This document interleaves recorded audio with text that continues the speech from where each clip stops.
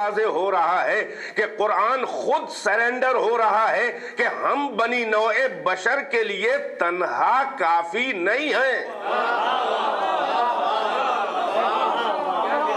آپ کے ذوق بیدار ہے تو انشاءاللہ یہ عرفان کا سفر آسان رہے گا۔ یعنی قرآن خود کہہ رہا ہے، وہ یہ نہیں کہہ رہا ہے کہ ہم اپنے تک لا کے روک رہے ہیں۔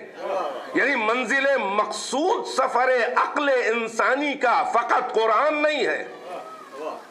ان ھذا القرآن یہدی للتی ہی اقوم، یہ قرآن خود ہدایت کرتا ہے ایک ایسے امر کی طرف جو اس سے بھی زیادہ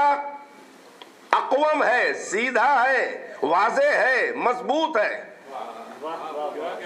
یعنی قرآن یہ خود اعتراف کر رہا ہے کہ میں اکیلا کافی نہیں ہوں، اور اگر اس دعوے کو قرآن اور اس حقیقت کو سمجھنا ہے تو جاؤ تاریخ اسلام میں میدان مباہلہ خود بخود بتا دے گا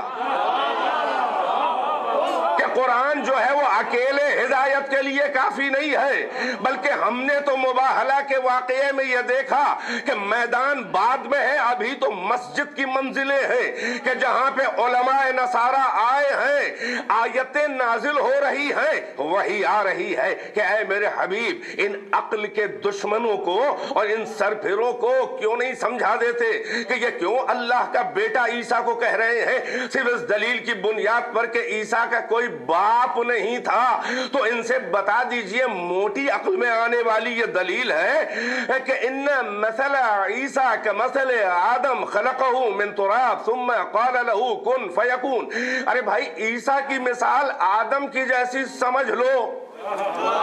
کہ جنہیں مٹی سے پیدا کیا اور پھر کہا ہو جا اور ہو گئے، بشر بن گئے۔ تو اگر عیسیٰ کے باپ نہیں ہے تو تم نے تلاش کر لیا اور اللہ کا بیٹا کہہ دیا، تو آدم کے تو نہ ماں ہے نہ باپ ہے، تو اپنی ہی منطق کے اعتبار سے جس کے باپ نہ ہو ماں ہو کم سے کم وہ اللہ کا معاذ اللہ بیٹا ہو، تو جس کے نہ ماں ہو نہ باپ ہو تو وہ تو عیسیٰ سے پہلے اور اس سے بڑا اللہ کا معاذ اللہ بیٹا ہوا۔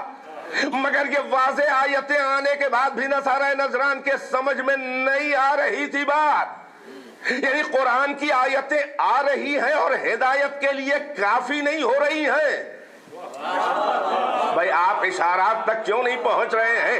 قرآن کی آیتیں آ رہی ہیں مگر قرآن کافی نہیں ہے، بلکہ میں یہ کہوں گا کہ قرآن پیغمبر کی زبان سے بول رہا ہے مگر ہدایت نہیں ہو پا رہی ہے، مگر آل محمد میدان میں آ کے بیٹھ گئے ہیں، ابھی بولے بھی نہیں ہے کہ نصارہ سے